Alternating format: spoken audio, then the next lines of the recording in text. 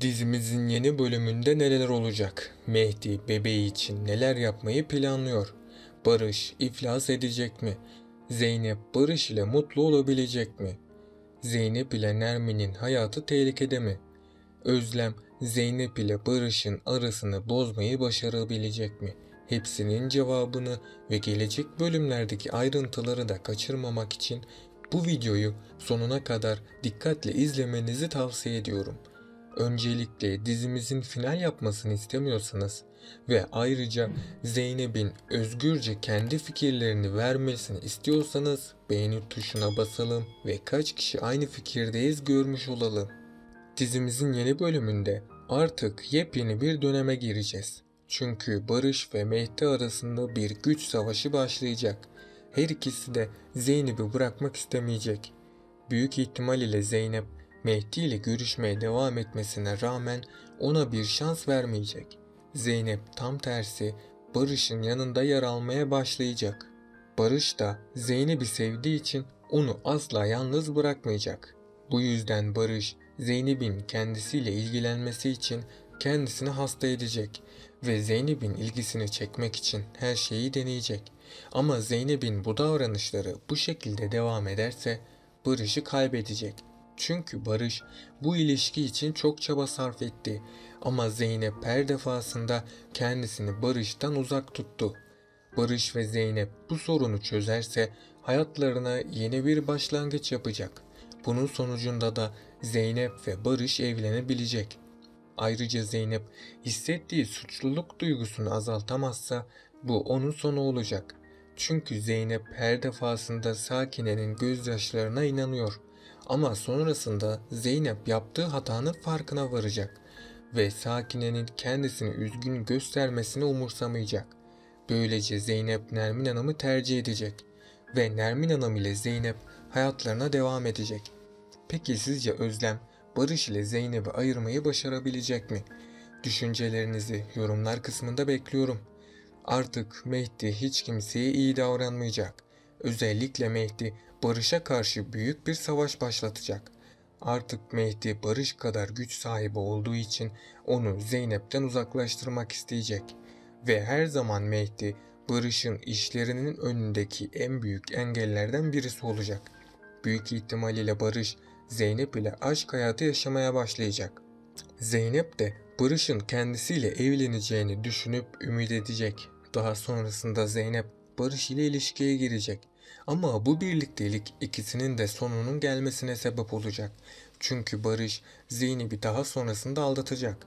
Savaş Zeynep'i bu konuda uyaracak olsa da kimse onu dinlemeyecek. Bu da Zeynep'in işlemiş olduğu en büyük hatalardan birisi olacak. Bu da Zeynep'te büyük bir travmanın yaşanmasına sebebiyet verecek. Barış da Zeynep'i kandırdığı için iflasa doğru sürüklenecek. Zeynep aldatıldığı için yeniden Mehdi'ye dönecek. Yani Zeynep ve Mehdi yakında tekrardan birlikte olacak. Özlem ise kardeşlerini Zeynep ve ailesinden uzak tutamayacağını anlayınca yeni planlarını uygulamaya koymaya başlayacak. Mehdi'nin bundan sonra iyi bir karakter olacağını düşünmüyorum. Çünkü kitapta yazılanlara göre Mehdi Zeynep yüzünden kötü birisi ve bundan dolayı da Mehdi'nin daha pis işlere bulaşacağını ve Zeynep'in beladan kurtulamayacağını düşünüyorum. Mehdi ise Cengiz Baba'nın güvenini boşa çıkarmamak için elinden geleni yapacak. Diğer yandan Barış, Mehdi'nin dışarıda olmasından dolayı çok huzursuz olacak.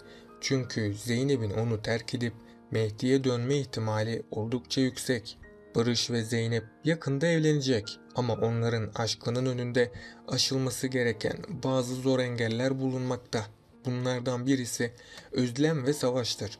Özlem bir süreliğine Zeynep'in Barış ile birlikte olmasını istemeyecek. Diğer bir engel ise Zeynep'in Mehdi ile ilgilenmeye devam etmesidir. Ama Özlem ve Mehdi onları ayıramayacak. Çünkü Barış ve Zeynep arasındaki aşk bağı oldukça kuvvetli. Ama Zeynep Mehdi'yi düşünmeye devam ederse Barış bu durumu kabullenemeyecek ve Zeynep ile olan tüm ilişkisini sonsuza kadar sonlandıracak. Barış Zeynep ile rahatladığını ve kendisini çok iyi hissettiğini söyleyince bu durum Zeynep'i çok mutlu etti. Barış ve Zeynep Mehdi'den gelecek tehlikelerden korksalar da aşklarını yaşamaya başlayacaklar. Onları ayırmak isteyenlere rağmen Zeynep de Barış da çok mutlu. Barış, Mehdi'nin Zeynep için halen bir tehdit olduğunu düşünüp onun için endişelenmeye devam edecek.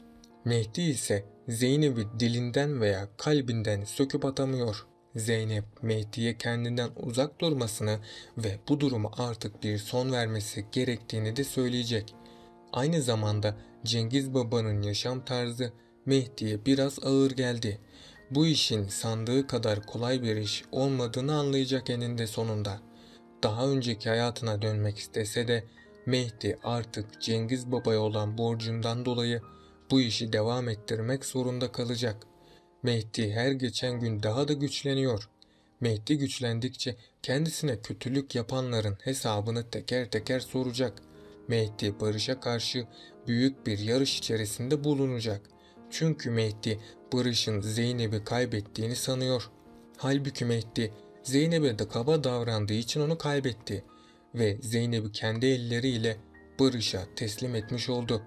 Bu yüzden Mehdi hem kendisinin hem de Zeynep'in geleceğini mahvetmiş oldu. Eğer Cemile Nuh'u her seferinde önemsememeye devam ederse Nuh'un sabrı artık taşabilir ve hayatının tehlikede olmaması için Cemile'den boşanma kararı dahi alabilir. Çünkü Nuh Mehdi'nin ne kadar pis ve tehlikeli işlerle uğraştığını çok iyi bilmekte. Barış, Zeynep'in hayatına girerek büyük bir hata yaptı. Zeynep'in hayatına kim girdiyse her zaman zarar gören taraf onlar oldu. Faruk içine kapanık bir insana dönüştü ve zoraki bir evlilik yaptı. Mehdi ise hapse girdi ve kötü yollara düştü. Bu gidiş ile de Barış iflas edecek. Çünkü önceki bölümlerde hatırlarsanız Barış'ın elinde bir kitap vardı. Kitabın adı ise Kral Kaybederseydi. Şu anlık Barış çok güçlü ve zengin birisi olduğundan kral olan kişidir. Ama o kitabın sonunda kral kaybeden taraf oluyordu. Sonunda Barış yenilgiye mahkum olacak. Barış da tüm gücünü ve zenginliğini Mehdi ile savaşarak eritip bitirmiş olacak. Barış iflas ettiği için kimse ona yardım etmeyecek. Zeynep de Barış'tan tamamen ayrılacak. Ama bir ihtimali de unutmayalım.